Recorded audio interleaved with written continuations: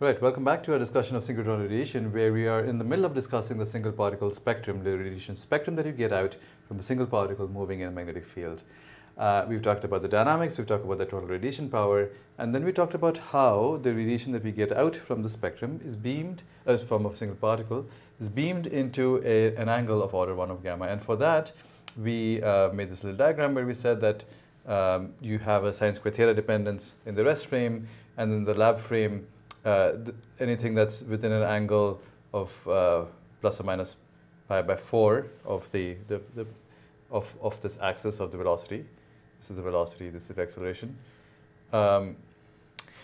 That gets squeezed into a narrow angle, which has a width of order 1 over gamma. And for that, I wrote down sine phi in our lab frame is of the order of 1 over gamma. And just note, of course, that if gamma is large, then this is a small quantity, 1 over gamma is small, which just means that you can use a small angle approximation in that case, and then phi is of the order of sine phi, and that's of the order of gamma, which is where this phi is of the order of gamma comes from. So the beaming is into an angle phi is of the order of 1 over gamma. So that's just a, so let's keep that in mind, that our sine phi is of the order of phi, is of the order of 1 over gamma. That's the beaming cone of the radiation from a single particle as it moves about in the magnetic field. And now you might say, well, okay, so this is all well and good. This is just some geometry. What does this have to do with the spectrum? Well, the reason is that the spectrum is nothing but the Fourier transform of the time series that we receive. And the time series depends upon this geometry because the particle is going round and round, and you don't receive the radiation all the time. And because of that, there's a time-dependent effect, and when you take the Fourier transform, it affects the spectrum. So that's what we're going to talk about today in this video. And so the way this becomes relevant in the geometry is, let's take a portion of the orbit of the particle. So let's say that the particle, so as a reminder, the particle is making these spirals as it is propagating, as it is moving along the magnetic field. So this is V parallel, this is the magnetic field, and then it's making these spirals. So as it moves about, let's say you're looking at the particle from some direction like that way. And so there is some part of this orbit during which the velocity vector is pointed at the observer. And during that period, we receive light. And at other parts of the orbit, the particle is moving away from the observer. And during that part of the particle's orbit, we don't receive light. So what we need to do is figure out how long the particle is actually, the velocity vector is pointed within a 1 over gamma cone of the direction of the line of sight.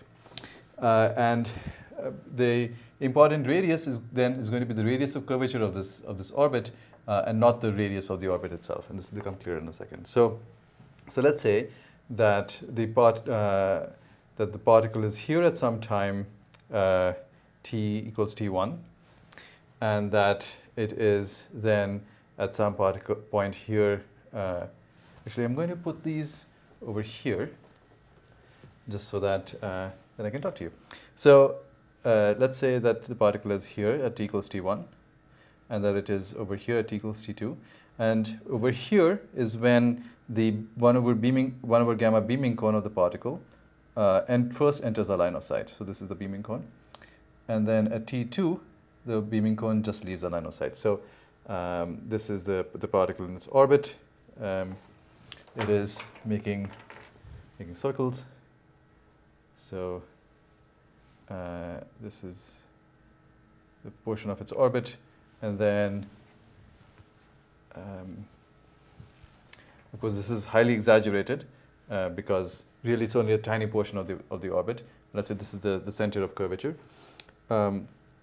and let's say that this is the radius of the orbit. I'm going to call it A confusingly, and the reason I'm calling it A is because other books call it A. So you just for keeping with that convention, this is not the acceleration. This is the radius of the curvature of this orbit, and this is this point, the other point of this orbit, and then this delta phi.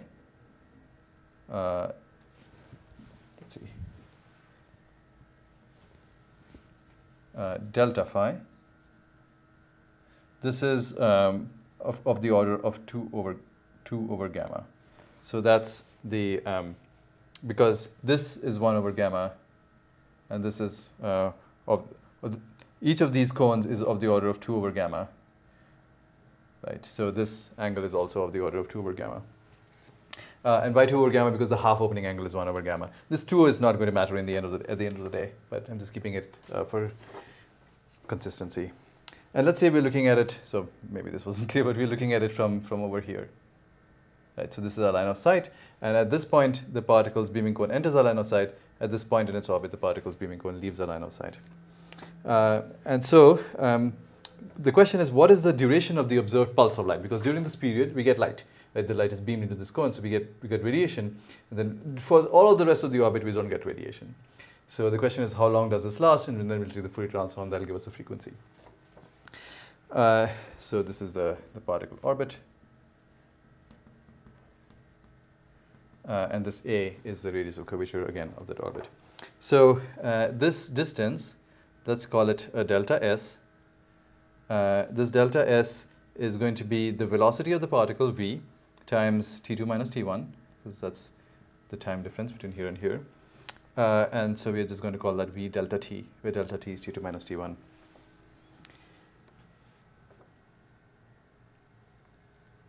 Okay, so again, remember that this radius is not equal to the Larmor radius. We'll derive an expression for this radius A. Just as a side note, the high energy astrophysics book, confusingly at this point, redefines this this gyro frequency with various factors of gamma in terms of like relativistic and non-relativistic gyro frequency, and the discussion gets quite confusing. So I'm going to follow the Rybicki and Lightman discussion at this point. The formulae that I write down are still going to be in the SI system. And the other difference is that whereas previously we defined omega g as the gyro frequency of this orbit, Rybicki and Lightman calls it omega b, which is just the b comes from this magnetic field. So that's just a one difference, and so there may be omega b's. So just be careful when you're looking at a formula, when you see an omega b, to not be confused with that versus the omega g is the same thing. Okay, so the particle's equation of motion. So let's write down the equation of motion. That'll help us get this A. So the equation of motion is gamma m dv dt. We've seen this before. Is q v cross b. We used this when we derived all of this stuff previously. And then this is equal to q v b sine alpha, and then along some radial direction. So that's the magnitude of this. So I'm just going to put an r hat here just to indicate that it's in the central direction. The direction is not going to be relevant. And this alpha is the angle between, again, the pitch angle between the, so you have the magnetic field, you have the velocity vector, and this alpha is the angle between the magnetic field and the velocity vector. So the angle between these two. So now we can integrate this equation of motion from here to here. And that will give us this radius of curvature. So the integration of the left-hand side, so I'm just going to put the dt on that side. So you get gamma m times delta v, the magnitude of some change in the velocity, is equal to q v b sine alpha times delta t. So I'm just integrating this equation of motion over a small portion of the orbit, with the understanding that it's a small enough portion that none of the magnitudes are, of course, not changing. Now you might say, well, by the way, you've already pulled out this gamma, and we noted that the gamma is actually changing because the particle is losing energy to radiation. But that is very slow compared to this orbit. So it zips around in its orbit, and then relative to the time scale of the orbit, it is actually not losing energy on that time scale. So we can still pull this gamma out. Of course, over long time scales, the energy is going down and this gamma is changing. So not to get confused with that as well. Okay, so we've integrated this equation of motion. This delta v is going to be v delta phi. Right, so the magnitude of this change in the velocity vector is v times this delta phi. And then this delta t is delta s over v. right? So this delta t is delta S over V. And so these V's cancel. And then this delta S is A delta phi, right? So this delta S, which is this distance, is just A delta phi from this geometry. So from that, the delta phi's on both sides will cancel, and we'll get gamma m v is qb sine alpha times A, or that gives us the A that we're after. This radius of curvature is gamma mv over qb sine alpha. And I left this up here so that you can see that qb over gamma m, this thing over here is just our omega, what I'm going to call omega b now. So this is v over omega b sine alpha. And this is equation 6.8b of Rybicki and Lightman. So it tells us the radius of curvature of this particle in its orbit in terms of the velocity, the magnitude of the velocity, and the gyro frequency, and the pitch angle, sine alpha. And of course, you can see that this blows up for alpha of 0, which would make sense. Like if the particle is just going along the magnetic field, it is not making circles anymore, and so the radius of curvature is infinite, which would make sense. And it is the tightest radius of curvature when it is moving perpendicular to the magnetic field, and then it is really just making circles sitting there, and the radius of curvature is the smallest radius of curvature that you can ever get. Okay, so that's this A. Now we said that we want the spectrum, and so we want the duration of this pulse. So the duration of the pulse has one additional effect, and that is the fact that if you're observing from over here, this is really a relativistic kind of nuance that we don't always think about in daily lives, because stuff doesn't move around at the speed of light. But here it is. So when the particle is here and it emits light, as it goes along in its orbit and then reaches here and then emits light at T2, during that period, the light that it emits is actually, it catches up to its radiation, because it's moving slower than the light, but only a little bit. So when it reaches here, the pulse of radiation that it emitted at this point, which is here, the pulse of radiation that it emitted here may have reached only here, right? So this distance between these pulses is much smaller than the distance that the particle moved. In other words, when you're sitting here and you're observing it, the time period between these pulses, they start and end of the pulse, is going to be much smaller than the time period over which the pulse was actually emitted. So our T2 obs in terms of the observed time at which this trailing edge of the pulse is received minus the time at which the leading edge of the pulse is received is not going to be T2 minus T1. It is going to be T2 minus T1 minus delta S over C, which is the amount by which the particle travels and reduces the distance that the back edge of the pulse has to travel, right? So that reduces the duration of the pulse. And this has additional effects on the radiation as well. It boosts the radiation, as we will see. Okay, so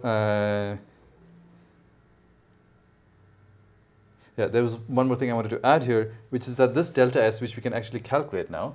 So our expression for delta S, so this delta S, which is also equal to A delta phi, that is, because we have this A, that is A 2A over gamma, right, because delta phi is 2 over gamma. And so that is putting in this expression for A, that is 2V over gamma omega B sine alpha. And this is 6.8 C of Rybicki and Lightman. So this is just an expression for our delta S. Okay, the reason I put that here is because we are going to immediately use that right here. Okay, so our T2 minus T1, right, so this T2 minus T1 is delta S over V, right, so this is delta S over V minus delta S over C, so you can pull that delta S out, and so that's delta S times 1 over V minus 1 over C, or delta S over V times 1 minus V over C. You can see where I'm going with this. Haha, this is a relativistic joke. You can see where I'm going with this. This delta S over V now is this 2 over gamma, so we can put that in. So that's 2 over gamma omega B sine alpha, 1 minus V over C. And then let's continue up here. So this 1 minus V over C, this is important, of course, because note that V is close to C. So this is close to 1. So this whole thing is close to 0. So this is tiny, right? So this is going to be relevant. You can see that T2 minus T orbs is T2 minus T1 orbs is actually reduced by this factor 1 minus V over C. Whenever you see 1 minus V over C like this, it's useful to convert it into Lorentz factors.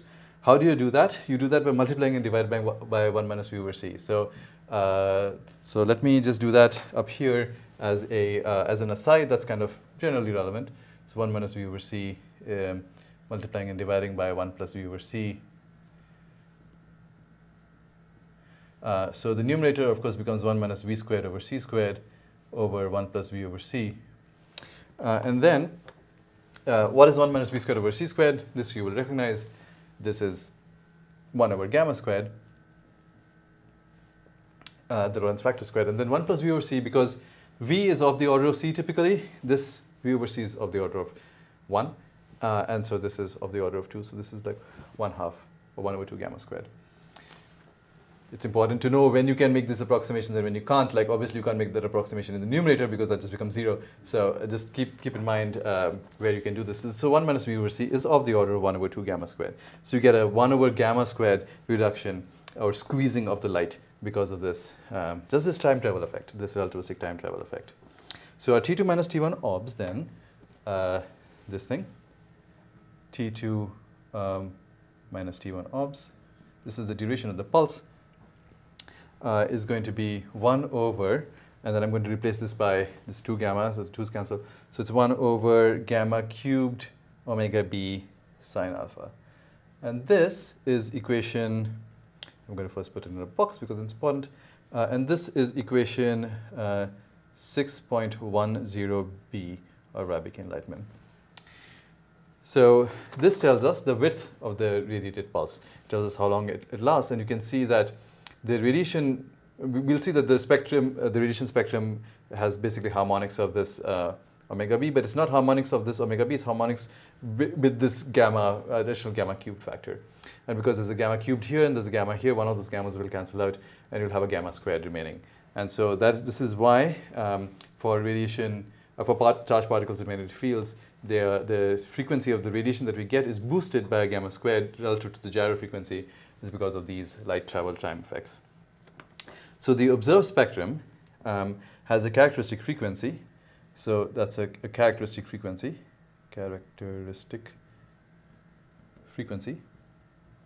And that characteristic frequency, sometimes also called a critical frequency, and that is going to be of the order of 1 over T2 minus T1 orbs.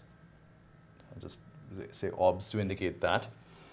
And so that is going to be, we're going to call it omega C, and that's going to be 1 over this, so that's gamma cubed omega B sine alpha. And just for fun, I'm going to put a 3 halves in front of it. This 3 halves is just a convention, and you'll see that it kind of comes about from some mathematics that we won't have time to get into, but it's just a numerical prefactor. This is equation 6.11a of Rybicki Lightman. 6.11a of Rybicki Lightman.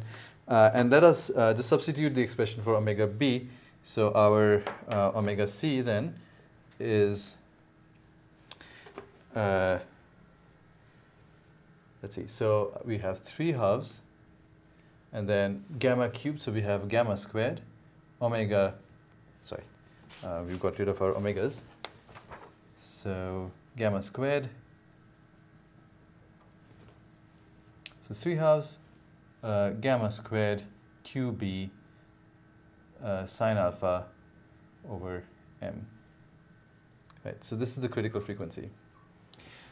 So in other words, if you know the charge on the particle, you know the mass of the particle, you know the magnetic field and pitch angle, then you can figure out what is the characteristic frequency of the radiation, of the spectrum of the radiation that you get.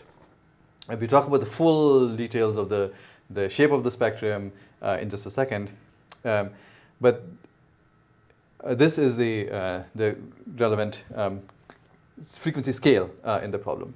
And of course, you can never figure out, you could have figured out the QB over M part. That's the same QB over M part here. That's from dimensional analysis. But you could not have figured out this gamma squared from dimensional analysis. And this is what we need to do all of this geometry, and it gives us this gamma squared. And of course, this gamma squared is important because in typical astrophysical situations, this gamma can be hundreds or thousands, and so you get 10 to the 6 or even larger changes in effect because of this Lorentz factor in here. So this Lorentz factor is really important. All right, so what we look at next is what this spectrum looks like in terms of this critical frequency, and what are the asymptotic limits of that spectrum, and then we'll go on and talk about how that single particle spectrum then applies to a multi-particle distribution.